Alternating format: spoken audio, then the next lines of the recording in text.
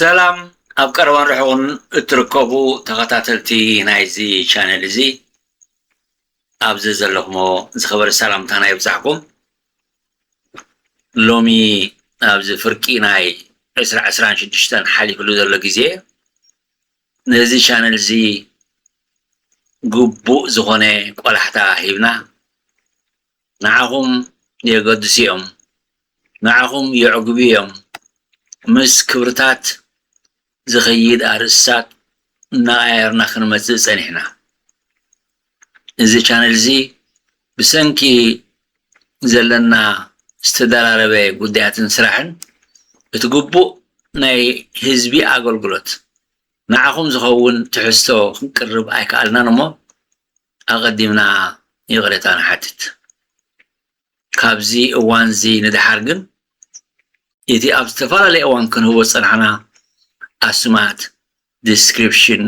ኪወርድስ፣ ታይትልስ ኣብ ዝተፈላለየ ንእሽተይ እኳ ፈታቲና እንተኾና እዚ ቻነል እዚ ከምቲ ግቡእ ኣገልግሎት ክህብ ኣይፀንሐን። ካብ ሕጂ እንድሓር ግን ተዓጢቕና እቲ ግቡእ እዚ ቻነል እዚ ክሕልፎ ዝግብኦ መልእኽቲ ንምሕላፍ ተበጊስና ከም ዘለና ንዓኹም ንኽቡራት ተኸታተልቲ ናይዚ ቻነል እዚ ክንሕብር ንደሊ። ኣብ ምጅማር ናይዚ ሎም መዓልቲ ነቕርቦ ዘለና ከም መእተዊ ዝኾነና ቪድዮ ከምቲ ኩሉ ግዜ ላይክ ሼር ኢልኩም ክጅምሩን ከምኡ ሳብስክራይብ ብምግባር ንዕብየት እዚ ቻነል እዚ ክትዕጠቑን ክትሕግዙን በዚ ኣጋጣሚ እዚ ከዘኻኽር ደሊ። ክቡራት ተኸታተልቲ እዚ ቻነል እዚ ድሕሪ ብዙሕ ላዕልን ታሕትን ድሕሪ ብዙሕ ውረድ ደይብ ድሕሪ ብዙሕ ምኻድን ደውታን ኣብዚ ሕጂ ውርሻ ጀጋኑ ወይ ሌጋሲ ኦፍ ሄሮስ ዝብል ኣገዳሲ ምስ ጉዳይ ናትና ዝኸይድ ንክብርታትና ዘንፀባርቕ ኣገዳሲ ትሕዝቶታት ክንቅርብ ምዃንና በዚ ኣጋጣሚ እዚ ነጊመ ክነግር ደሊ። ክቡራት ተኸታተልቲ ንሕና ከም ኤርትራውያን መጠን ገና ዘይተነግሩ ኣገደስቲ ዛንታታት ወይ ታሪኻት ኣለውና። እዞም ታሪኻት እዚኣቶም ገሊኦም ኣብ መቃብር ገጾም ዝኸዱ ክቕበሩን ንሓዋሮ ክጠፍኡን ዝቐረቡ እዮም። ገሊኦም ኣብ ዝተፈላለየ መድረኻት ነንእሽተይ ቁንጫላት ቀሪቦም ክኾኑ ይኽእሉ እቲ ዓሚቕ ትሕዝቶ ናይ ህዝቢ ኤርትራ ዘካየዶ ቃልስን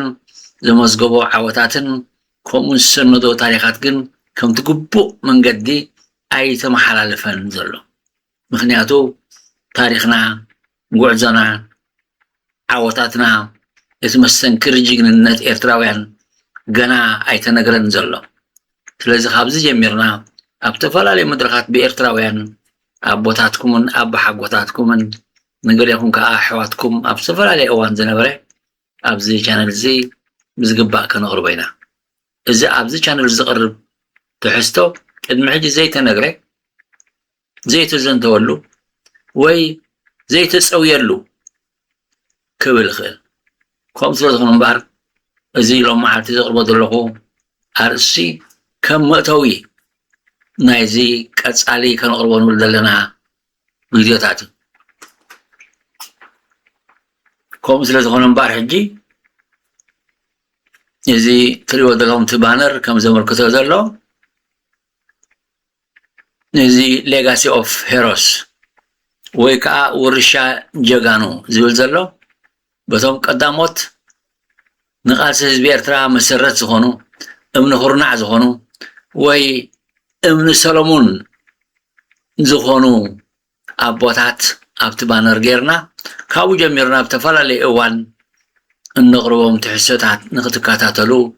ደጋጊምና ንክብሪ ንዕድ። ውርሻ ጀጋኑ ማለት ከም ርእስቲ ቅልል ዝበለ ክመስል ይኽእል፣ ግን ዓሚቕ ትሕዝቶ ዘለዎ ዝርዝራቱ ኣዝዩ ሰፊሕ ምዃኑ በዚ ኣጋጣሚ እዚ ከዘኻኽር ደሊ። ንሕና ከዓ ከም ኤርትራውያን ህዝቢ ኤርትራ ካብ 1961 ዓ.ም ክሳብ 1991 ዓ.ም ን30 ዓመታት ማዕረ ሰውራ ቬትናም ተባሂሉ ዓለም